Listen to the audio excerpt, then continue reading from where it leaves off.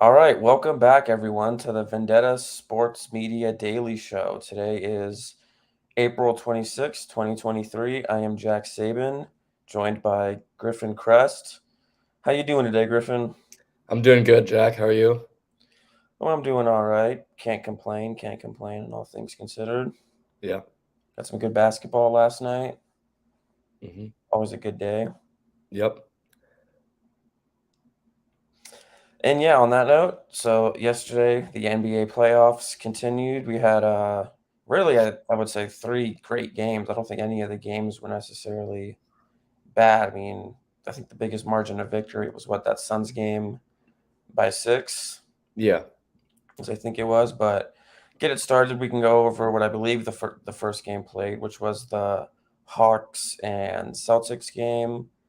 And that game ended up with a score that I think surprised a lot of people. I mean, the Hawks had no DeJounte Murray, were down 3-1. I think a lot of people kind of assumed it was just going to be a rather easy win for the Celtics, but clearly Trey Young had some different thoughts in mind. What were your thoughts on the game? Yeah.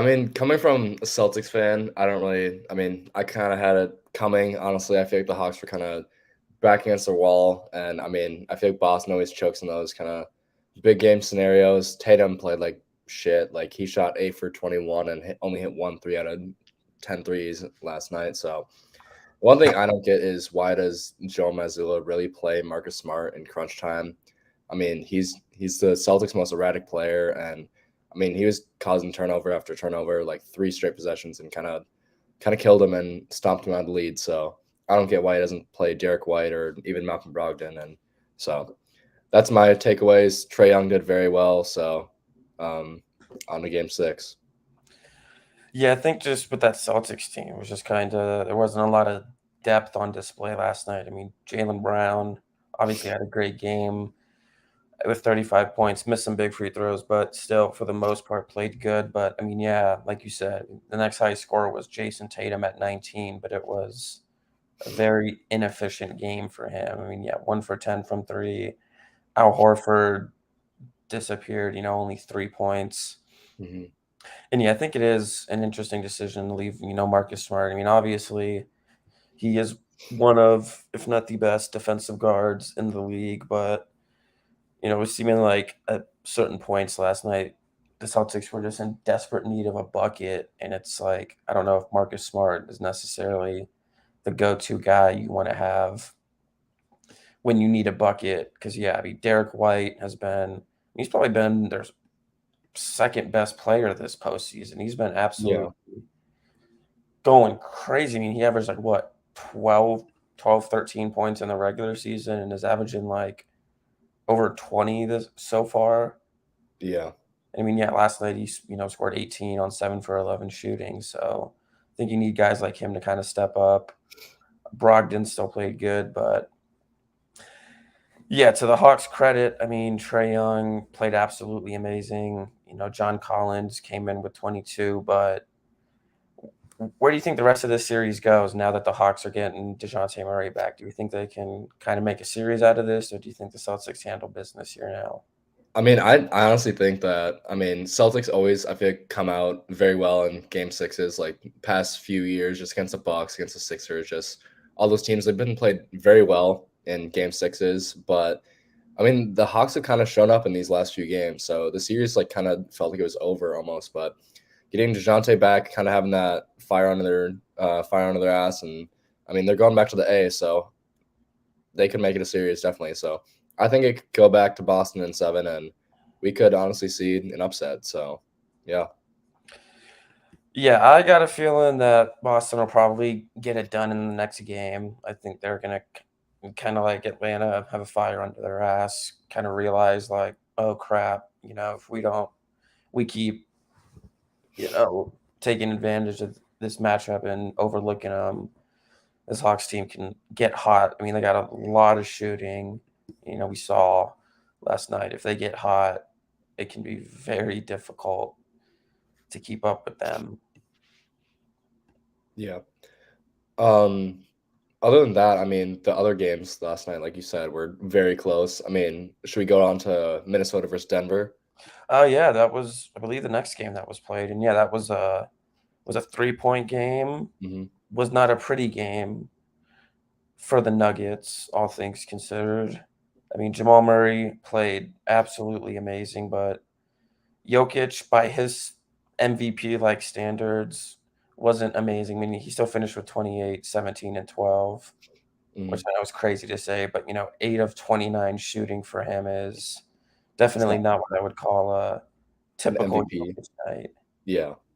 Usually he's very efficient, and I mean, they kind of got bailed out. I mean, if Anthony Edwards kind of just made a 3-pointer, who knows? That game could have gone to OT, and he was 0 for 6 from 3-point land. And I mean, the Timberwolves played their hearts out all series. I feel like they were close in almost every game except for the first one. But I mean, the Nuggets were the better team at the end of the day, and only Anthony Edwards can only do really so much against Jokic, Gordon, and everyone on the Nuggets. I mean, they have so much depth on their team, and it's kind of hard to stop them. Yeah, and I mean, like you said, the Timberwolves, did play with a lot of heart. I was honestly expecting even worse, after that whole Rudy Gobert assaulting Kyle Anderson situation. I thought it was just gonna be complete turmoil and they were gonna get completely rolled. And I mean, they did lose 4-1, but like you said, pretty much all the games were close. Like they were in all the games. And from what I remember that first game, that was like Anthony Edwards' like worst registered game as an NBA player Yeah. from what I remember. But yeah, I mean, Anthony Edwards did just about everything he could. Him and Towns, you know, were trying their hardest. But I mean, when you shoot between the two of them, 1 of 12 from the 3-point line, and those are kind of supposed to be your main scoring guys and your main shooters, it's going to be really hard to win. But to their credit, they were still able to get it within three. And hell, I mean, Rudy Gobert even played a decent game. He finished with 16 points, 5 of 6 shooting, even made some free throws. Mhm. But yeah, I don't think anyone is necessarily too surprised by this outcome. I think everyone had the Nuggets winning. Yeah, I agree. I mean, I'm from Minnesota. I had no really kind of expectations coming in this series, like we both have said. But like to your point, Rudy Gobert. I mean, I really thought it was gonna be like a shit show, just blow out every game, and I thought Jokic would kind of cook him even more than he already did. But his triple double still impressive, but his shooting was not good at all. So I mean, Nuggets squeaked by on almost every game except for the first, but they're on the second round, and no one's really surprised there. But moving on, I think there were a little bit surprises on the Phoenix side of the game, which Definitely. yeah, do you think the Clippers with Kawhi and Paul George could have put up like a better fight, possibly brought it to 7 games instead of 5? Oh, put up a better fight, definitely. I mean, I still think they put up a pretty decent fight given what their situation was like. I mean, what they lost this game by 6. They lost the last game by no, they lost the last game by 12, Hmm. and they lost by 5, and then game 2 was, I think, the one that Out they of kinda hand. got blown out a little bit, Yeah. but I just wanna say I loved watching Russell Westbrook get the ball. I mean, even though last night he came down to earth a little bit, shooting 3 for 18, I just loved watching him have that was like that 36-point game he had. Oh, crap. Hold on, give me a second. Computer was about to die, but yeah. I'm just a big Russell Westbrook fan. I know he's well past his prime. I know Trey absolutely hates on Russell Westbrook and despises him, but I enjoyed watching him ball out this series. But I certainly think that Paul George and Kawhi Leonard led Clippers team could have done some serious damage. I mean, they lost this game by 6 without either one playing, and it's Yeah. like I think realistically, Paul George and Kawhi Leonard are worth much more than 6 points while they're together on the floor. Yeah. Yeah, I mean, I think that's very well said. Obviously, Westbrook kind of not shot him out of the game, but essentially did. Kind of contradictory, but 3 for 18, 1 for 6. I mean, he didn't shoot well. Trey would probably love that, right? Multiple post Mount Westbrook just kind of shouldn't have bet the whole series. But like you said, it was good to see him kind of shine. And along with Norman Powell, I feel like he had a very good series too. He's kind of stepped up for the Clippers, Yeah, he especially. had But that 40 bomb, didn't he? yeah, I think uh he had 42 in game 3, but I mean, still very kind of a good showing for the Clippers, even without Kawhi and PG, but they didn't have their full team. So obviously, we all know that series, sorry, would have been a lot better with their two superstars. But yeah, I mean, Booker had an outstanding game as well, 19 for 27, 4 for 7 from three, 47, 8, and 10. So he played his heart out. And I mean, that kind of big four for the Suns were obviously just too much for the Clippers this series. Yeah, I mean, the Clippers just, I mean, even when it was just Kawhi, they didn't have the manpower, I think, to win this series. And once Kawhi went down, it was just like, okay, well, this is just going to end rather quickly. But I mean, the Clippers still put up a hell of a fight, kept it close most of the games. And I don't know about you, but I was on personally expecting the Suns to kind of, I know they still won 4-1, but I was Mhm. definitely expecting them to kind of even dominate this a little bit more, given all the injuries to the Clippers. Yeah, I agree.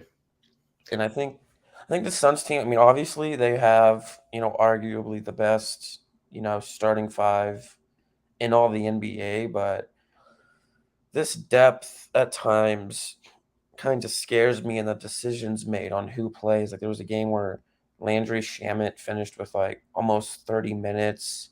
Mhm. And it's just like, I'm sorry, but I don't think Landry Shamet should ever be Given 30 someone like minutes. 30 minutes in Yeah. a NBA playoff game, especially when you got TJ Warren on the bench. They finally started playing Damian Lee a little bit, but I know he wasn't getting a lot of playing time either at the start.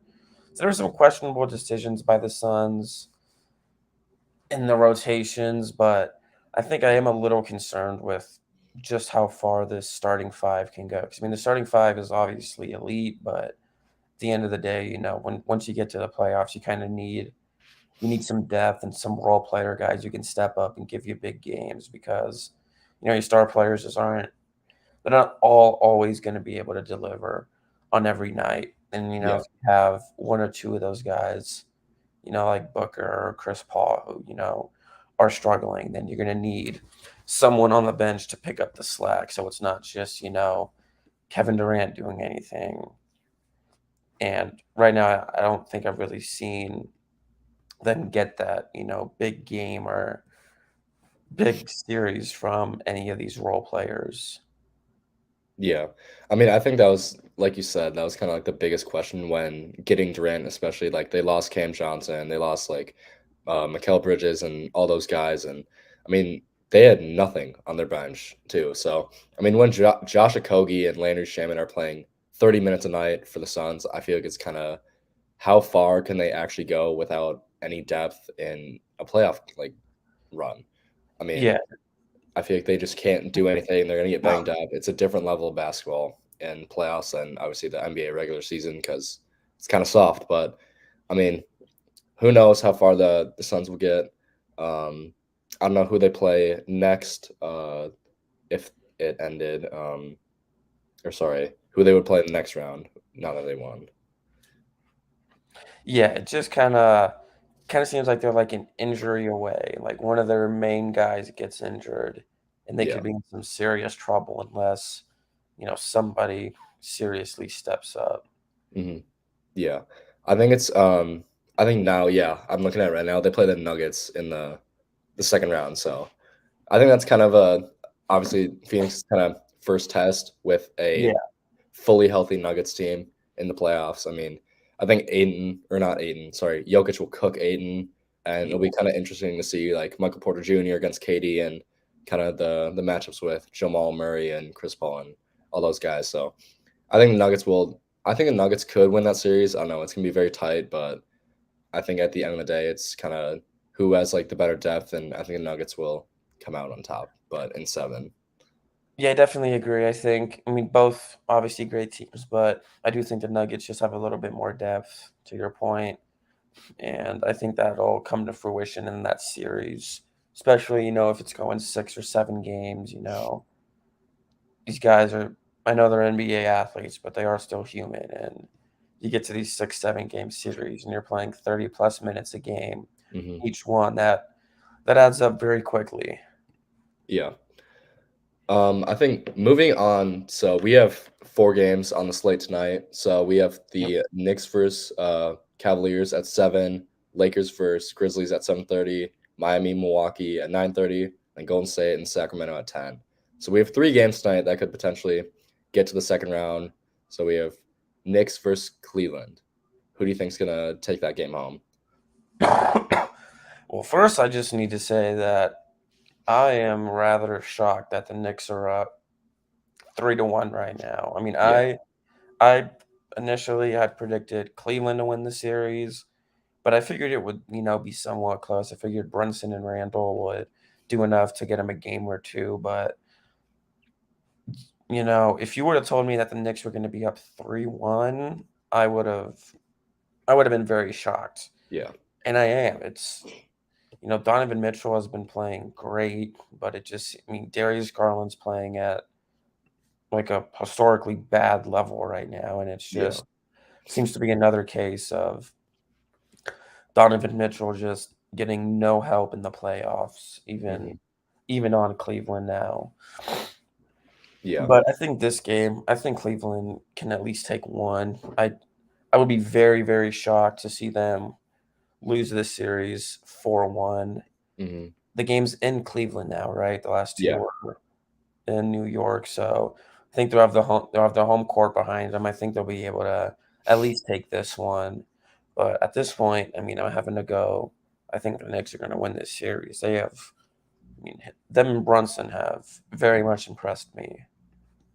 Yeah, I agree. I mean, I think the interesting thing too is how low scoring this series really has been. I mean, no Oh my team has scored, I think, God. over 110 points at all. Like no team. Like 97 101, 107 90, 79 99, and then 93 102. So, I mean, I feel like it just shows in kind of the scoreboard itself that both teams kind of struggled offensively at times, and I mean the Knicks have just been better, and with kind of Darius Garland not playing as well, and kind of I don't know what it is, but it seems like Evan Mobley is just kind of getting bullied by Julius Randle right now, and I mean I think Cleveland takes it like you said, and then they lose New York, so Yeah, like you said, there's been like historically bad shooting, even on both teams. Yeah, they had that one game where the Knicks won by 20, but didn't even get to 100 points. hmm So I think it's credit to this Knicks defense. They've come out with a game plan.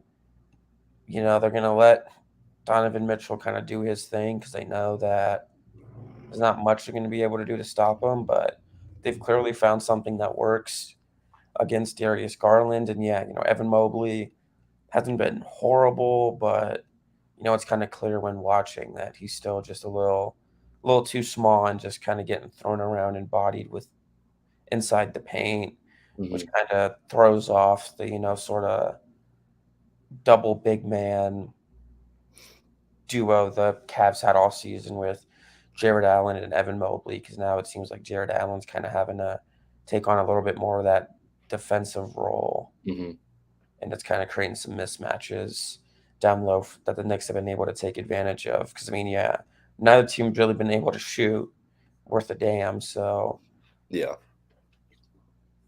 they're kind of being forced to sort of take it down low and create mismatches. And to the Knicks' credit, it has worked so far for them in a rather surprising way. yeah, I agree. And moving on, the next game on our list we have at the 7:30 p.m. Eastern time, of course. We have the Lakers up 3-1 against the Grizzlies in Memphis, with everyone supposedly healthy. Everyone on the Grizzlies, Desmond Bain, all those guys are healthy, except for kind of the usuals like Steven Adams and Yeah, um, Brandon Clark and all those guys. But in Memphis, do you think that they can win a game or two and get it back to Memphis for Game 7? Or do you think the Lakers finish it off? At this point, I think the Lakers get it done here in this game or the next one.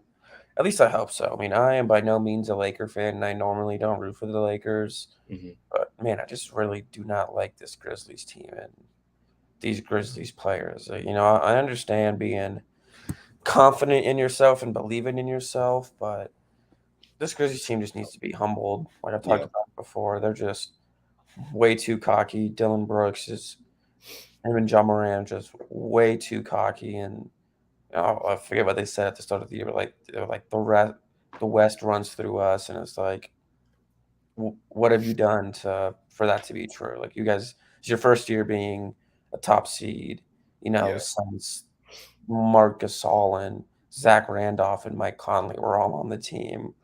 Hmm. So I think they're forcing me to root for the Lakers, which is not natural for me, but I think the Lakers are gonna get it done. I don't think LeBron's gonna be messing around too much. That game 2 nights ago was absolutely insane. Game had Hmm. me on the edge of my seat going to overtime with that crazy ass shot LeBron made. But yeah, I think the Lakers get it done. I think they've been the better team so far.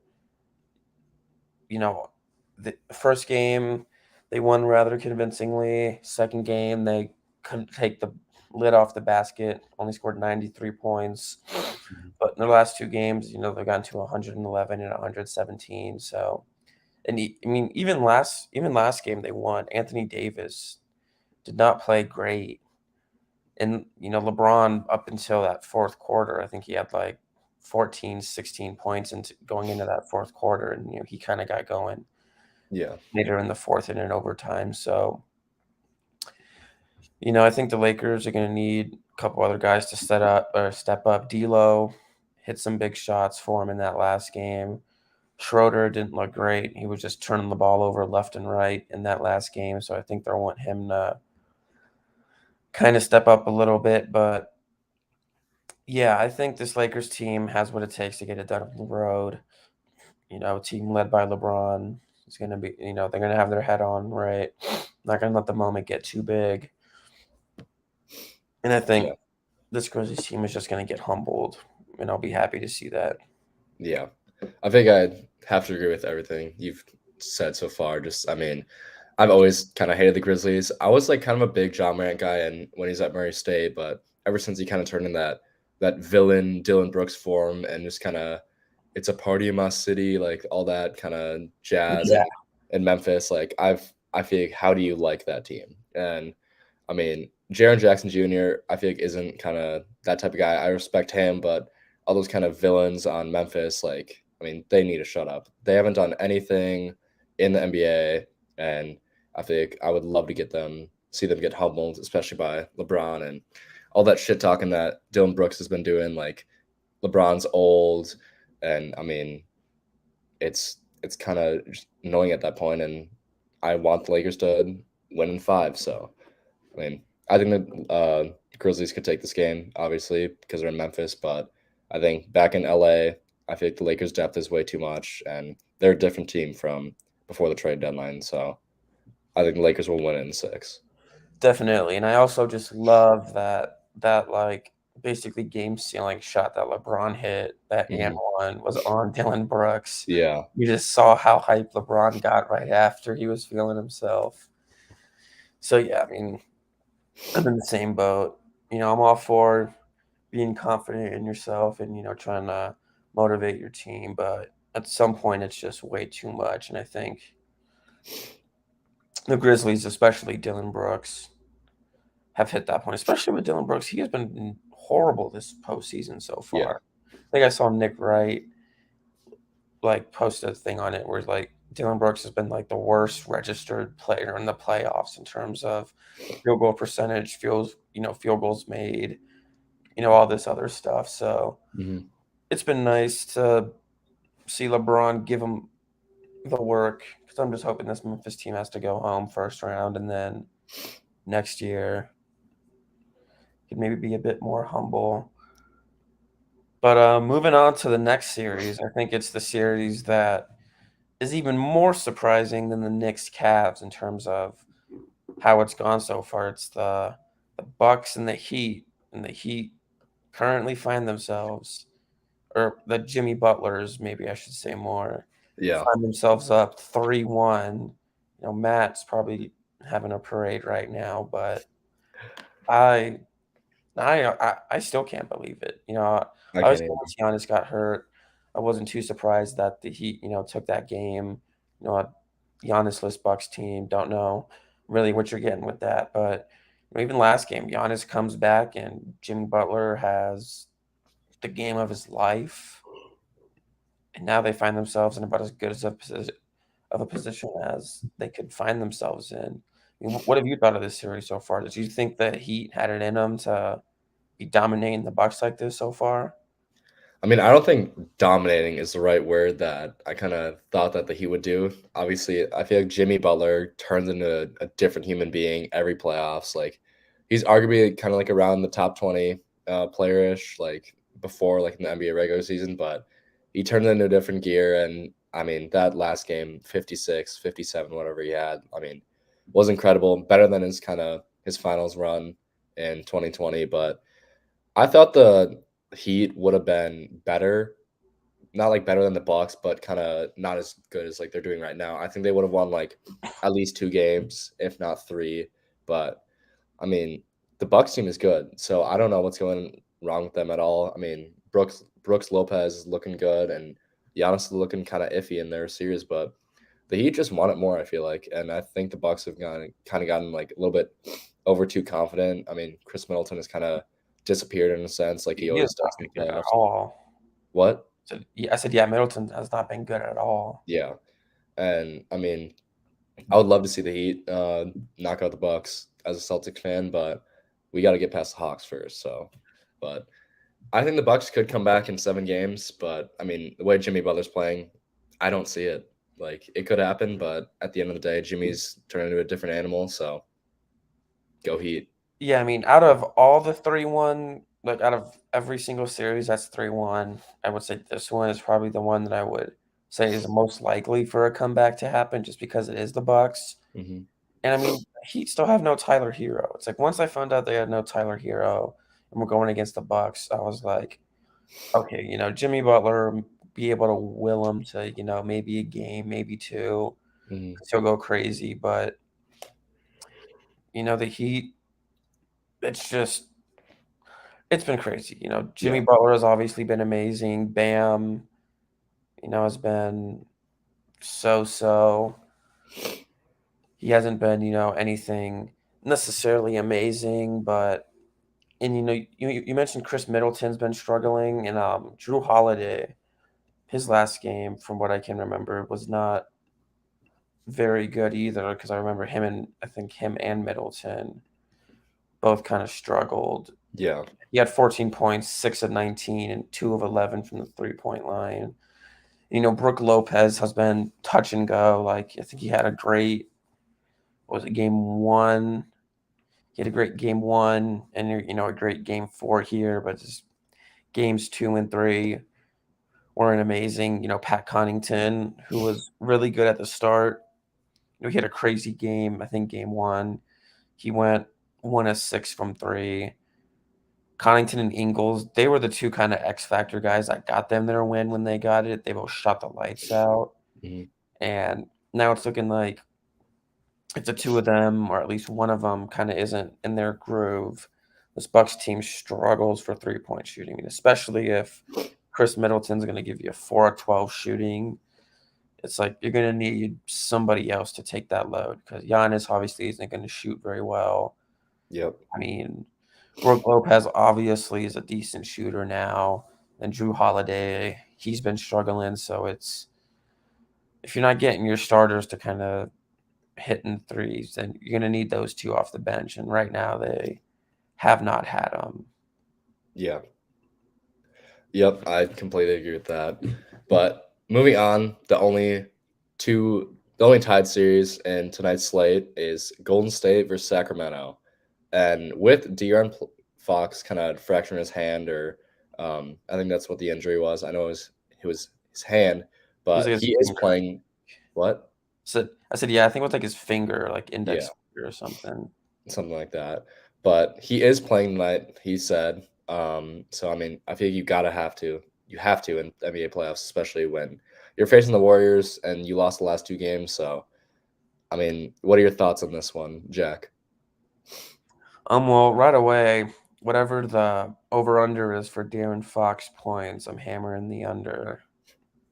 Whatever, I don't know what the number is, but whatever it's set at, I'd have to take the under. But I mean, this has been an amazing series. I'm not a big Warriors fan, not a big Warriors guy, so I do enjoy seeing them lose. And when the Kings went up 2-0, I was like, yes, looking so good for the Kings. And then, first game in Golden State, the Warriors, kind of just shut the lights out and handled business. And that game four that was a big one where I think Sacramento kind of had their chance to kind of put their foots on the Warriors' throats and kind of take control of the series. But damn, Curry and those Warriors just kind of held on just enough. And Sacramento I was a bit concerned in that last game with their last few possessions where Hmm. they did not really seem to get great looks.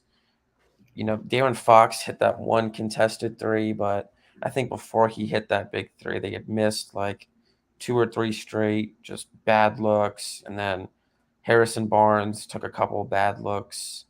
L- You know, After that, he took one in the corner, I believe, that was just heavily contested, missed it. And then they came out of that timeout and he ended up taking that potential game winning shot. Hmm. But yeah, I think this is a series that even with hobbled Deer and Fox, I think it'll go the distance. I think it'll go the full seven. Both teams have shown that they're kind of coming to play and aren't going to let the other one kind of just bully them. Yeah. But yeah, sorry, continue.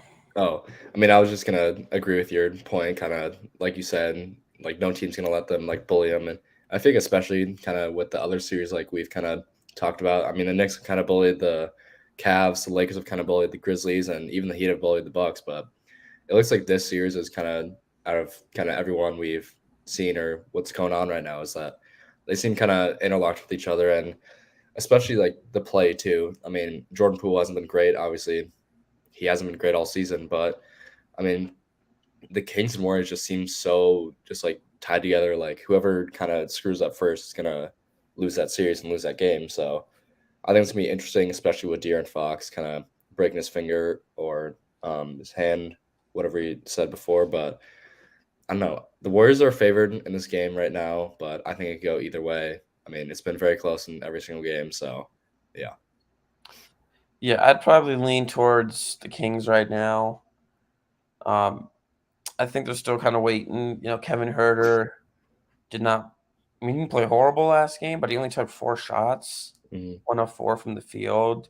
So I definitely think you want Kevin Herter shooting the ball more because, I mean, realistically, if he's not scoring, then what value is he providing you?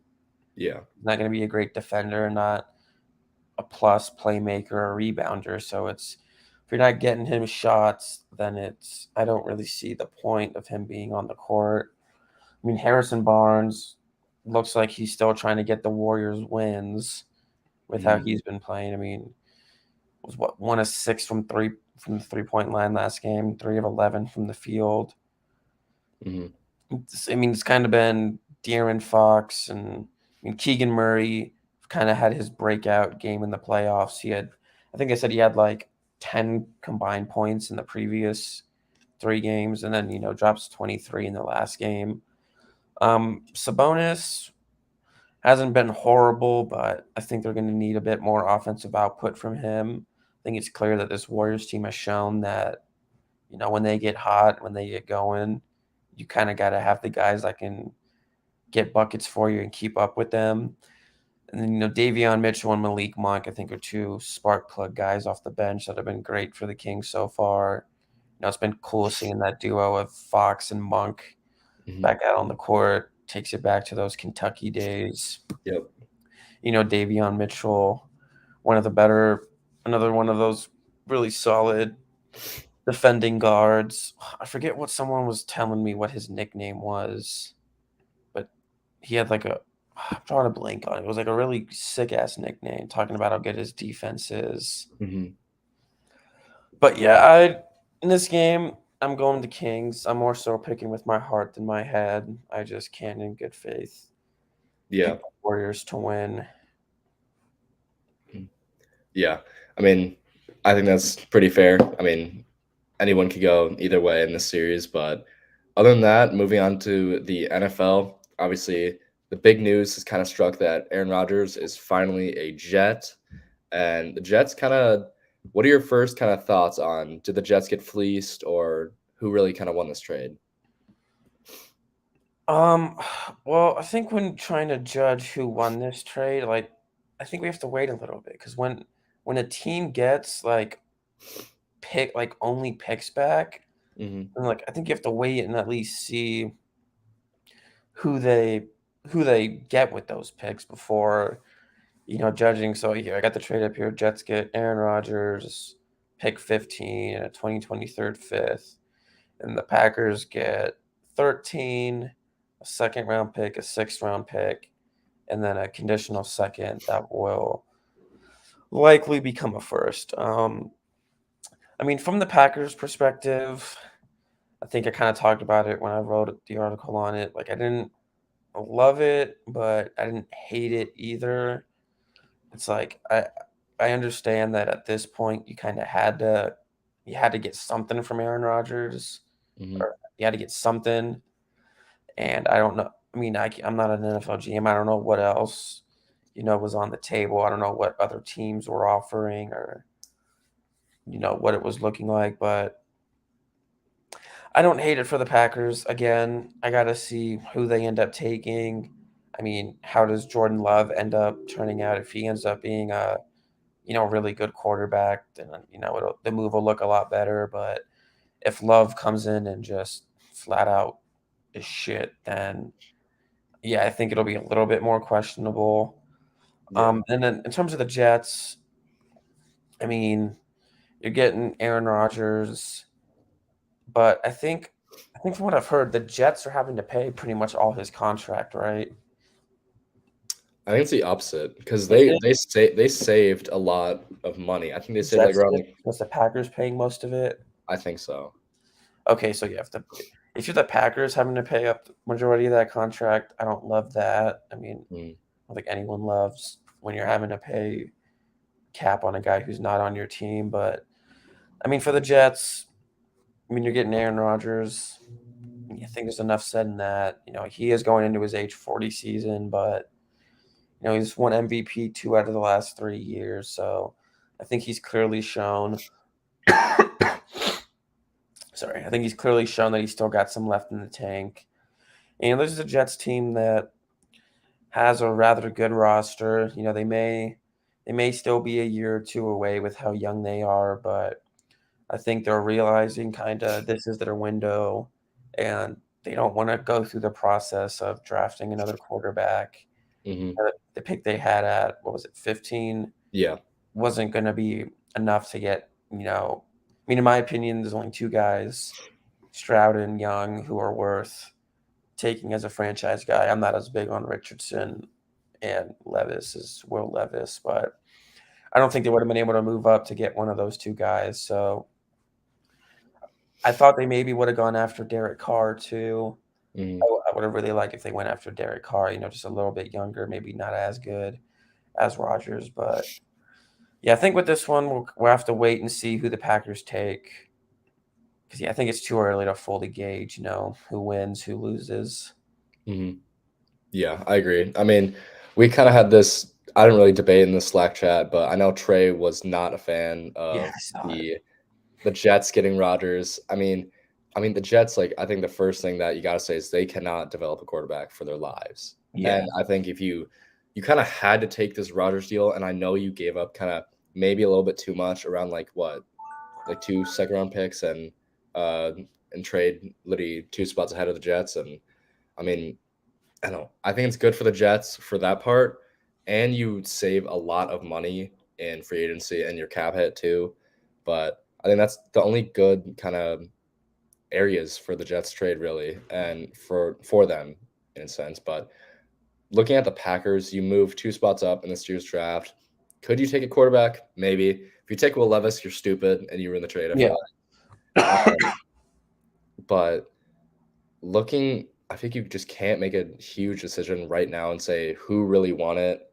And I think it kind of like ties back into literally any NFL trade too.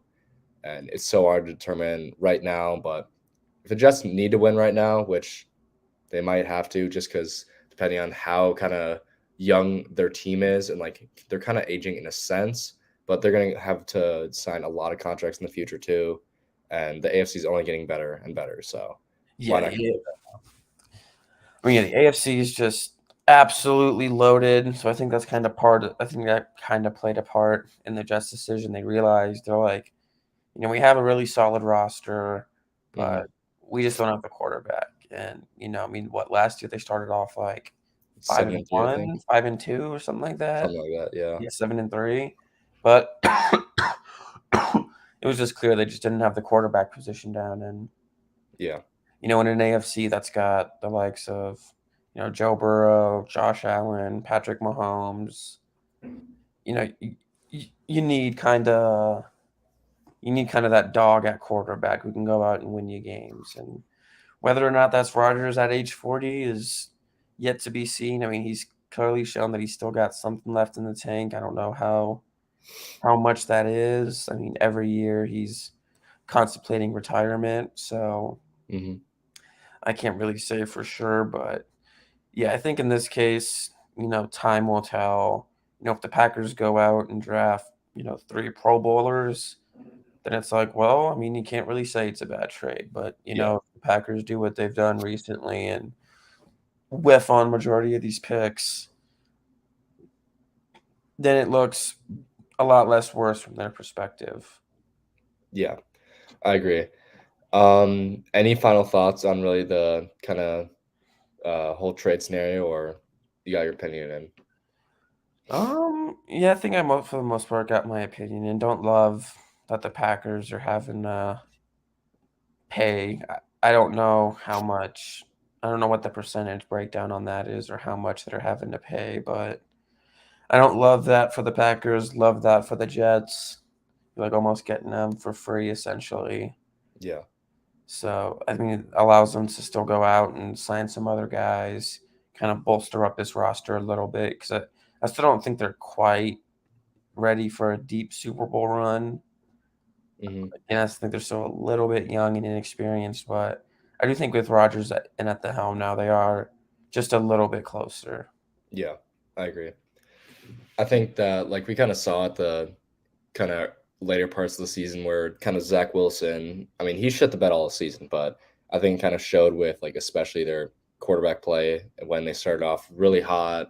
And then Brees Hall kind of got injured and they kind of just started like tanking a little bit and they just could not score points at all. I mean, quarterback was the biggest play, and Rodgers is competent. He's still got some left in him. He might not be the MVP level, but he still is a decent quarterback. And I think that is the missing piece for the Jets. Their defense was very good last year. Drafted another corner in the draft. I feel like possibly take Christian Gonzalez if he's there. Most likely he won't be, but I mean, I feel like only trading back 2 spots too is a very kind of good deal. You Yeah, don't give up you don't take their 15th pick and just run with it. And I mean, I think that's good value for the Jets for that part. But obviously, we've kind of talked about just now that I mean, it's so hard to determine really kind of who wins this trade. But moving on from the Rodgers kind of trade, I think that one big thing here in the NFC, moving on to the NFC, is Chase Young got his option declined by the Washington Commanders. So I think it's a very Washington move. Why wouldn't you pick it up? I mean, he has been injury prone, but I feel like for that cheap of a deal, he still can prove himself to be a very good edge rusher. So, what are your thoughts on that, Jack? Well, as an Eagles fan, let me just tell you, I love it. Hmm. I absolutely love it. I will enjoy not having to see, or hopefully not have to see, Chase Young torment my Eagles. Because I mean, like you said, he has had, an injury history, even though he's so young. But Hmm. I mean, we've all seen what he can do when he's on the field, and he's a freak of nature. I mean, he's as advertised when he's actually playing.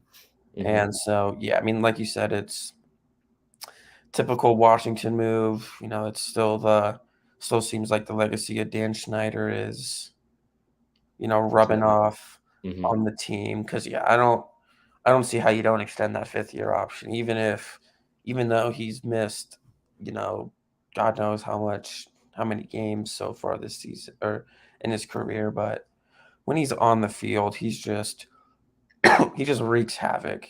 Hmm. He's always in the backfield, always making plays, and he just overall, lifts up that entire Washington defense. Because I mean, when you have a great pass rush, it basically is just like a ripple effect where everyone else can kind of relax a little bit and rely on the pass rush. Because you got a great pass rush, quarterback can't sit in the pocket as long, routes can't develop as long. Hmm. So it kind of just creates a chain reaction of improving the defense. So Washington's had a history of making questionable decisions, so in that front, it's not the most surprising, but yeah, I think Chase Young definitely should have been given the 5th year, and I don't know really what the thought process is behind not doing it. Yeah, I agree. I mean, like you said, kind of Dan Snyder just washing off on him. I mean, Washington's just kind of a poverty franchise right now, and I just have no idea what they're doing. Hopefully, they can draft someone at 16 just to kind of revitalize their organization, but it's kind of tough right now for them. I mean, Giants are only getting better, the Eagles are only getting better, and I don't know what the Cowboys are doing right now, but I mean, they're looking to finish last in the NFC East again and possibly in the whole NFC. I mean, they do not look good. So who knows who's going to start at them for quarterback? Possibly Sam Howell, but I mean, they just do not look good. Why would you not pick that option up? So it's just Yeah, I'm saving money. I'm loving what's going on in the NFC East right now, and I mean, yeah, the Washington, I think they're another one of those teams that is in desperate need of some secondary help. They've Hmm. got the defensive line. I mean, I don't Chase Young, if he does end up healthy and play this one season, and then believe they re-signed De'Aaron Payne too. So Hmm. this defensive line is still obviously legit, but they just don't have an ounce of help in the secondary. But I mean, as we've kind of already mentioned, if you're looking for a cornerback, this is the year to do it. You got Christian Gonzalez, the Witherspoon kid, Hmm. um, the Banks kid out of Maryland. And then, there's like Joey Porter Jr. out of Penn State, and even like Keely Ringo out of Georgia. So it's like you got what's that, one, two, three, four, 5 guys that could potentially be first round talents. So I think if you're Washington, this is the year to kind of try and address the desperate need to get something in the secondary, Yeah. especially if you're going to be moving off such an elite pass rusher. Hmm. Yeah. I mean, hopefully that they can get one of those guys. Like, I think Joey Porter Jr., he's not the best, but he is a tank of a human being. I mean, he's 6'3" and he's like 200 pounds as a corner. So he's got all the length you want, and he's kind of got that Sauce comparison to him. He might be a little bit smaller than Sauce, I think. I think he's like 6'4", Yeah. but um, hopefully they get a corner and just kind of suit up their draft and kind of get some positive trends going in Washington because things are looking downhill fast. In typical Washington fashion. But yeah, when we did the site mock, I think I was the Commanders, and I'm pretty sure I ended up taking Joey Porter Jr. Hmm. with their pick. Yeah. But yeah, I mean, I'm loving what's happening in the NFC East. Daniel Jones getting all that money, Washington being Washington, and Dallas still seems content with Dak Prescott. So I as hate long it. as, as long as those 3 things continue, then I'm a happy man as an Eagle fan. Yeah. Yep. So we are around the 50-minute mark, Jack. So do you have anything else you want to discuss? No, I think I'm good. I mean, I'm sure the Jalen Hurts contract has already been talked about in Mhm. detail. I'm a fan of it in the short version. Yeah.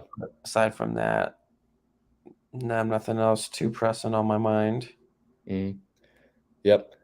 Outside of the NFL draft tomorrow, we will obviously kind of have some more coverage on Thursday and Friday. So we can hear all about that on the Vendetta Sports Media Daily Show. I'm Griffin Kress, joined alongside Jack Saban. So thank you.